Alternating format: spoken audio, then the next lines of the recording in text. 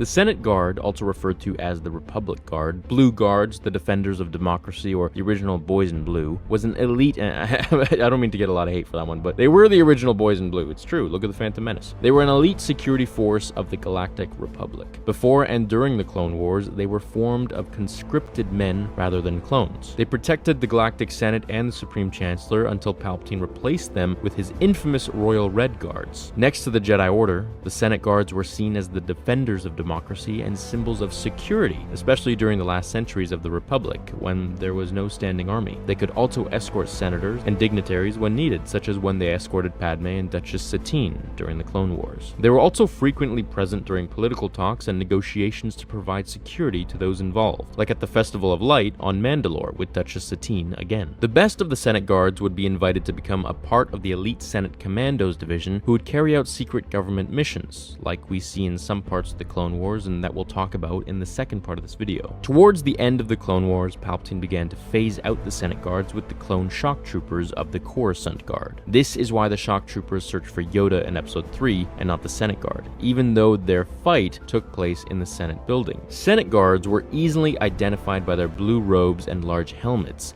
that had a plume and open faceplate. Underneath the robes, they wore blue-colored armor, whereas the Senate Commandos would forego the robes altogether and simply wore the armor and helmets without the plume. In the final times of the Clone Wars, all Senate Guards wore the ceremonial robes less frequently or in a manner that openly showed the armor underneath. Their helmets were also eventually modified with the ceremonial plume removed and the faceplate filled in with a dark visor. Senate Guards were armed with a variety of weapons. While in the halls of the Senate or escorting dignitaries, they most frequently carried force pikes, as well as blaster pistols or fanciful blaster rifles like the Senate Guard ceremonial blaster rifle. They also utilized more heavy blaster rifles, I should add, such as DC-15As and wooden stock DC-15s. We see these Senate Guards in the background all the time in episodes 1 and 2. The Senate Guards in general both weren't like Argaius and were extremely loyal to the Republic. We see them when they must protect Chancellor Palpatine against the Zillo Beast when it escapes on Coruscant. Palpatine leaves the Chancellor's office through an emergency escape tunnel and boards the executive shuttle piloted by a Senate Guard. As the shuttle leaves the docking bay, the Zillo Beast grabs it. The Jedi are able to jump the immense height to safety, but Palpatine and the Guard can't. So one of the guards throws Palpatine onto R2 so he can fly him to safety and escape, but the Guard is killed by the Beast